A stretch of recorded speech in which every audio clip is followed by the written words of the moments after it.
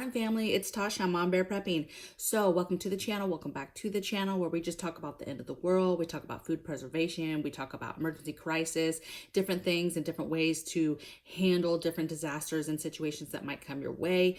And a big one for us here is grid down scenarios, blackouts, that type of thing, and how to prepare for that. Okay, so let's get into today's topic. Oh, what a mouthful.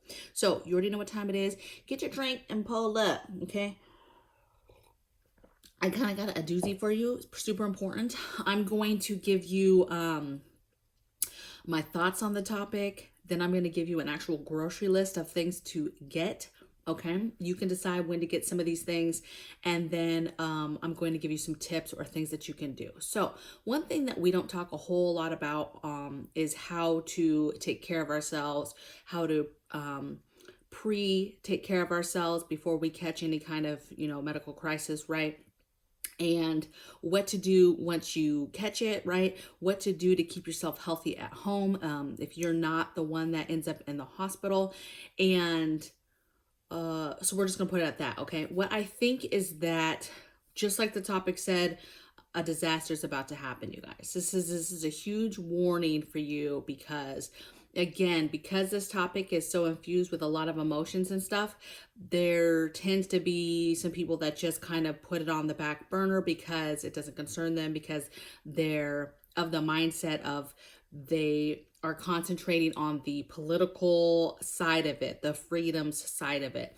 And so what this video is I want you to just concentrate on the things that you can do as a mama bear or papa bear to get your family ready, okay, for what's to come. So let's talk about my thoughts. Okay, so this is what I think is going to happen, you guys. I think that we are about to have a wave of variants. I think that it's going to get super, super bad. I think that if you remember back a while ago, a few channels reported on very, very high volumes of body bags being bought by whoever. This was warehouse workers at Amazon and stuff that were showing just an extreme amount of body bags, and they were leaving. They were all being dispersed, okay? So, take that for what it is. But I think that the writing's been on the wall this whole time, and because of the political nature and the way things are handled,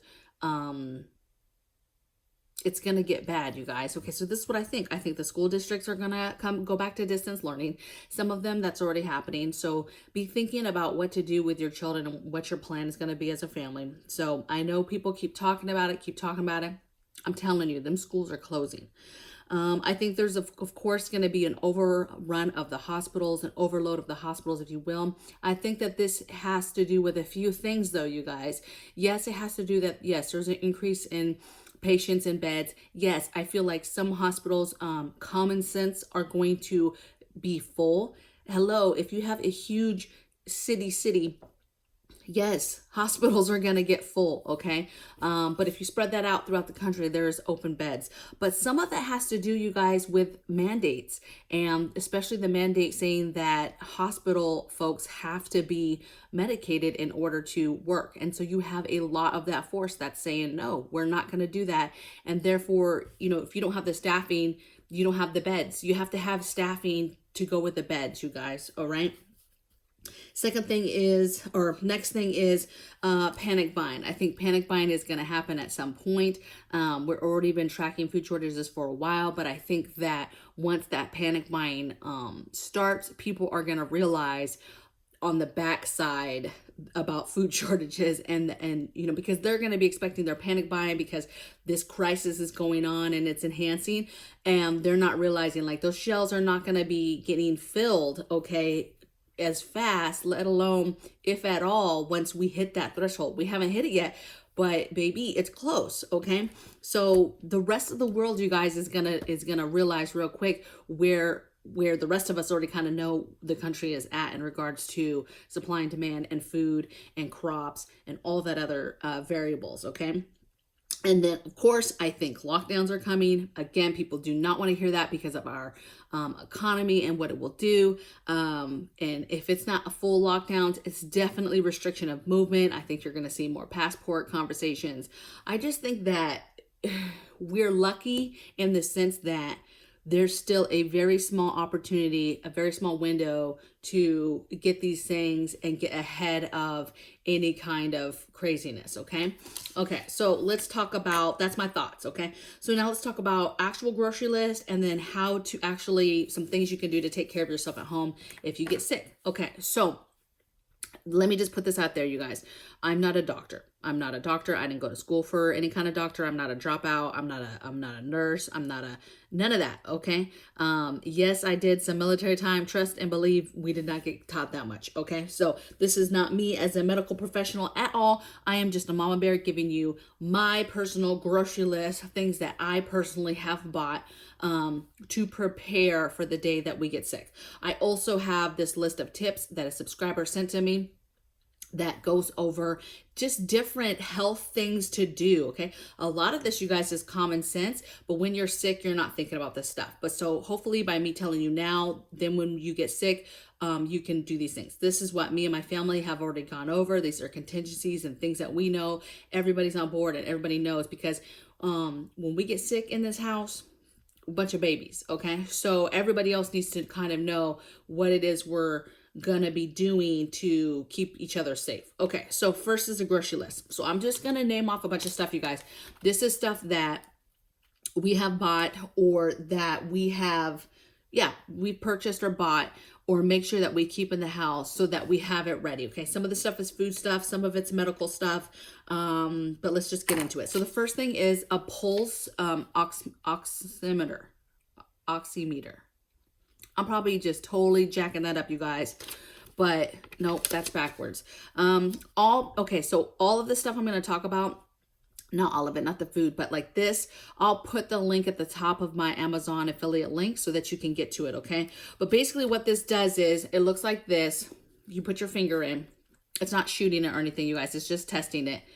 And it tells you your oxygen saturation levels, okay? So the top number, I basically watched a bunch of videos, and that top number, right now it's 97.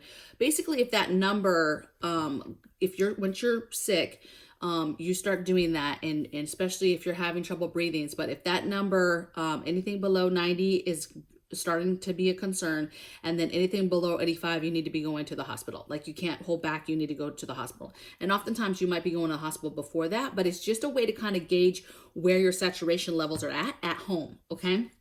So I'll make sure that I put a link in the top. It'll be at the top of my Amazon links, okay?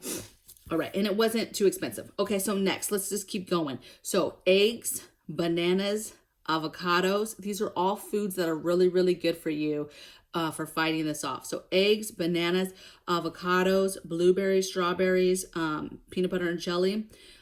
Here's a no pork, no milk, okay? Obviously, anything with electrolytes, so your Gatorade, your waters that have electrolytes, your Pedialyte, so we have a lot of Pedialyte, all that type of stuff, okay? And I'm going to talk about some tips with the drinks in a minute. Obviously, all your teas, get your honey. Peppermint tea is very good.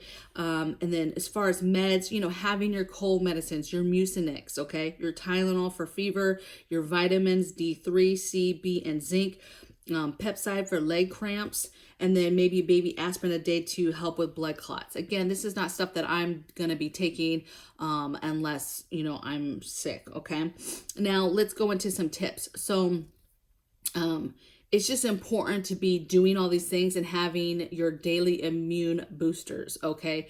Having your teas, your immune booster teas, eating the right foods, and taking your medicines depending on your symptoms, right?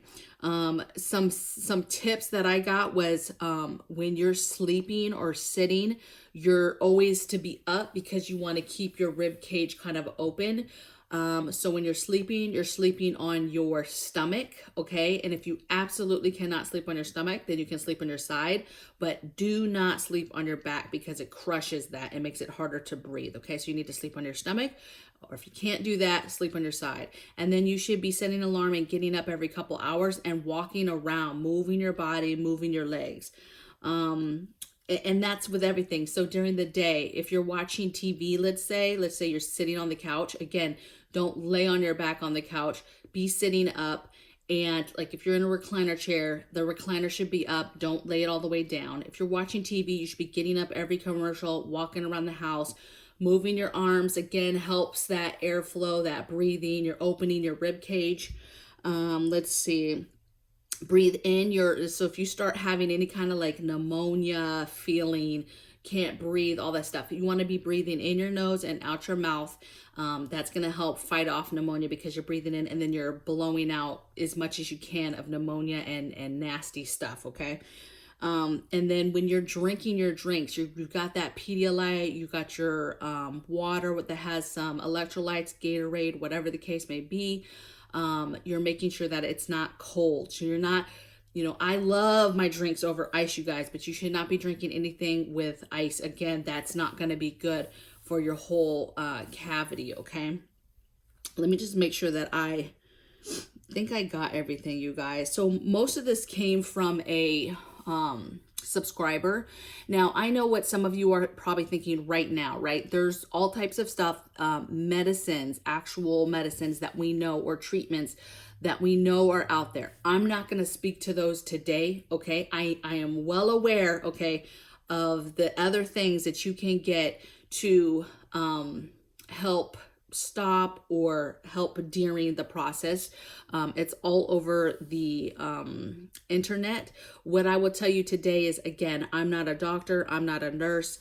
All the things I told you right now are just things that my family is doing, and that any basic family, average Joe can go to the store and just get these basic things to help fight and take care of you and your family during while you're sick. Okay. So again, I'm not an expert. That's why I don't want to go into those other items or other things that are on the market that could help. What I would suggest is that you talk to your doctor, make it very clear to your doctor, hey, what words should I be using? What things should I be asking for? Should you find yourself in the hospital, so that you can fight and be ready to ask for the things that you want in the hospital to hopefully get some sort of treatment, instead of just being on the bed hooked up. Okay. For me, if we get to that point, we want to be able to say, ask for certain treatments, to fight this off instead of just being hooked up. But these things on this paper, hopefully, and the preps that we have gotten and secured, and the things that we do now, we do things daily. We stay active now. We take walks, we're taking our vitamins, we're taking our immune boosters now, prior, doing all the things to stay clean, to hopefully help, when the day comes and we actually do get sick, that our bodies are already kind of in the mode of fighting something. Okay. All right. So I hope you guys enjoyed this. I know everybody is just sick to death about talking about this, but the subscriber sent me this stuff a while ago, and I'm like, this is really good information that like people should know. And now things are getting crazy. I really think that in the next 2 weeks, this is where we're going to see the full impact of people going super hard in the paint when it comes to, the saturation of what we're seeing on the news, as far as, beds are filling up, and it's just all the dramaticness is gonna be there. And I'm not trying to take away from that, because it's definitely there, you guys. People are definitely sick. People are definitely dying. And I get it. Percentage wise, people are just like, whatever, it's not that many. But if it was your mother or your father or your child, it would be a different story. I don't think it would be a bit different story in your beliefs and what you believe in, right? My beliefs are not going to change even if I get sick, or if I end up in the hospital, or my child ends up in the hospital. Okay. Yes, I'm going to be a mother. I'm going to be super emotional. I'm going to want to hurt somebody, of course. But, it's not going to change the fact you're never going to hear me in there talking about, I wish I would have gotten medicated. It's just not going to happen, you guys. And that's just how I feel. So be safe. Please, please, please be safe. And get ready and get ahead of this stuff. Use the time wisely to not just sit around and talk about it, but to actually go out and get the things that you still need, for your preps and for your holes, and to get ready and to get ahead of winter. Okay. So I will see you guys in the next video, and I can't wait to read the comments today. Take care.